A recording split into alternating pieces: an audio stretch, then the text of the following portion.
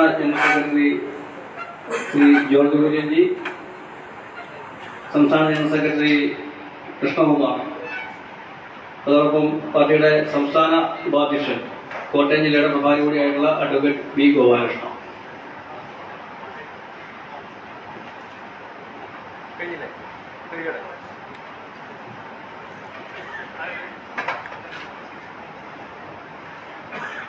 Normally in Bharatiya Janata Party, the general secretaries of the party are given responsibility of two states, and I am given the responsibility of Chhattisgarh and Odisha. And beyond that, we are also asked to tour other states and assess the working of our party as well as the organizational strength of the party, and how well the organization is picking up in that particular state. And as part of that responsibility, I am today here in Kerala, and I have come yesterday, and yesterday I was in the district of Palakkad, and I had a meeting with the district committee. I have also met up with the councillors, and I also met the elite of Palakkad, and today I am here in Kottayam, and we will be doing a core committee meeting, and also I will be meeting the Morcha, one of the Morchas. So this is the work on which I am actually here, and after coming here I am going back quite satisfied that the party is trying to organizationally reorganize itself. Like the districts have been reorganized, and there are new district presidents. Mandal presidents have been appointed, and I'm very happy that we have few women Mandal presidents today, which was never there probably in the party earlier, but we have about 20 women who are Mandal presidents in the party today in Kerala, which means that the party is giving great importance to women empowerment, and well aware and sure that they would organizationally work with commitment. They have given women priority in their reorganizational structure. So I congratulate the Kerala Bharatiya Janata Party unit for taking this good and great direction. But even as I came to Palakkad, I had visited the house of Sanjit, who was recently murdered. And all of us know about 2 weeks ago, he was murdered in broad daylight at 9 in the morning in front of his wife. This is not the first murder that has happened, is what I am given to understand. And in the past 10 months, at least 3 Bharatiya Janata Party and RSS workers have been murdered.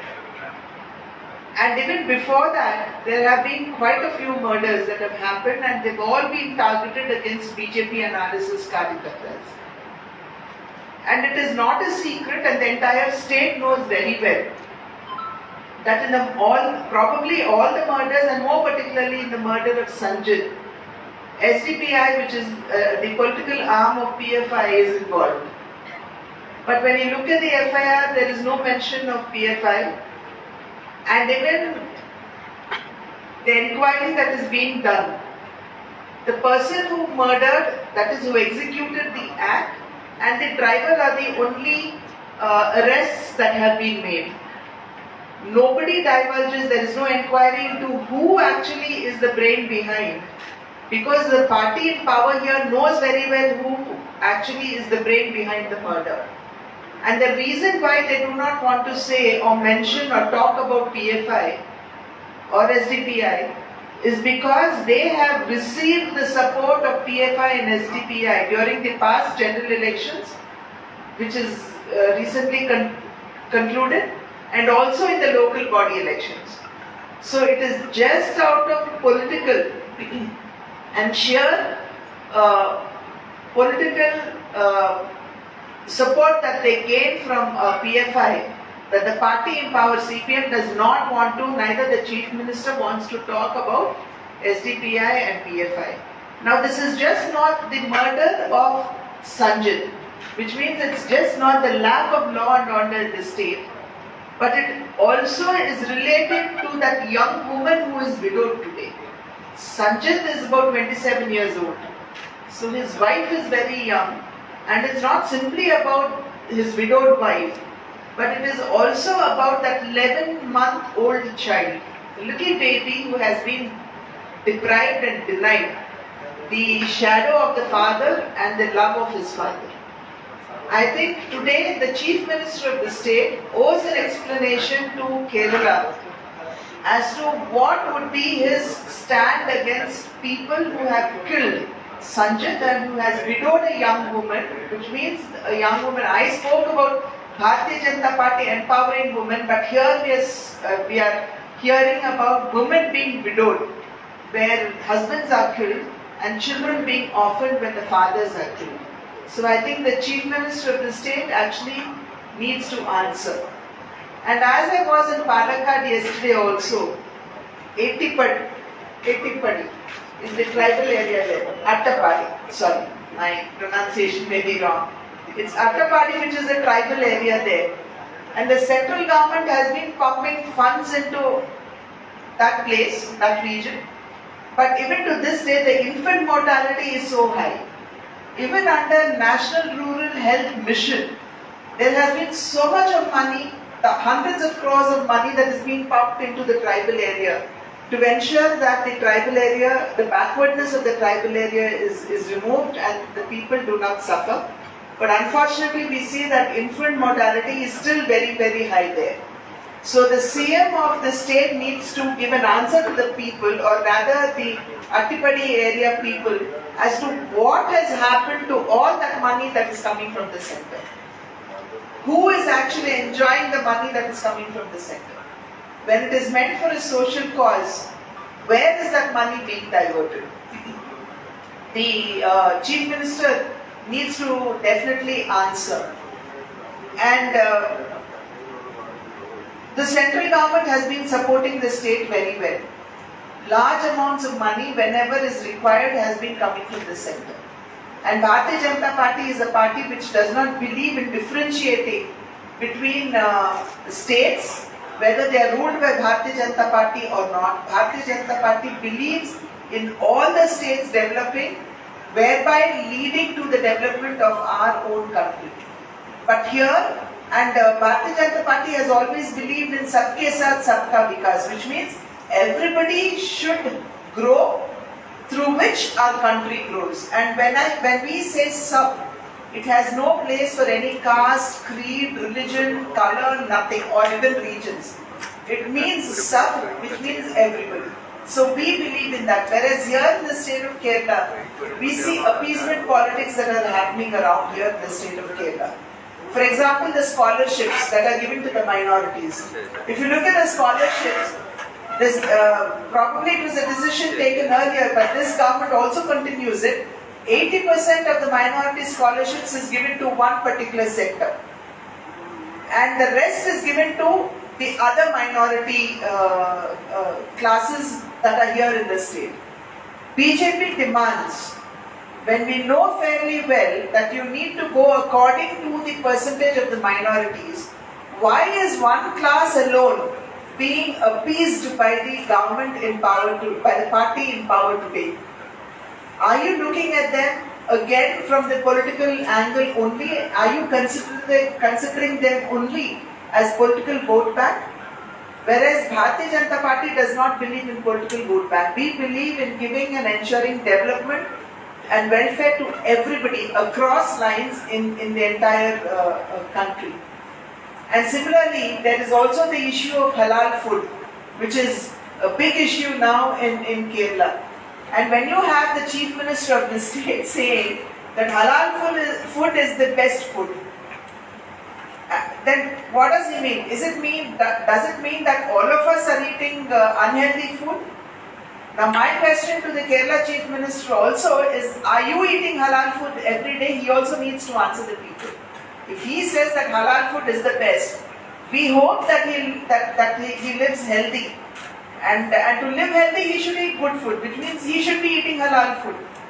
So we want to know from the Kerala Chief Minister, because as citizens of Kerala, all my colleagues are very concerned about his health. So he should tell the people of Kerala whether he is eating halal food. And we have seen videos which have gone viral about halal food. And he should be very cautious when he says, because when people are in power, you should be cautious about what we talk, and particularly in today's days of corona, and when there is a new variant that has come into the country, I think it would be quite unfair for him to say that halal food is the best food, because as I had mentioned earlier, there have been videos that are viral in social media about what halal food is, and we demand an answer from him as to whether he is consuming halal food or not. And if he says halal food is the best, which means the other hotels, restaurants or people are eating unhealthy food, is that what he means? I think he owes the people of Kerala an answer. And we hope, Bharatiya Janata Party prays that we need a government which will take Kerala on the path of development, not divisive politics like appeasement of one caste and creed and not looking at the others. This is not what the state of Kerala needs.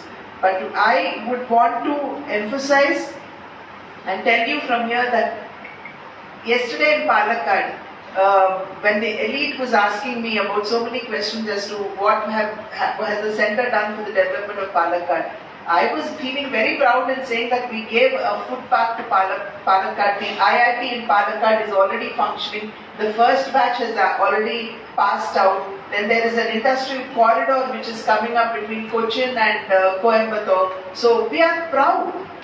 BJPians are proud that we are from the centre doing everything to support the state of Kerala in growth and development.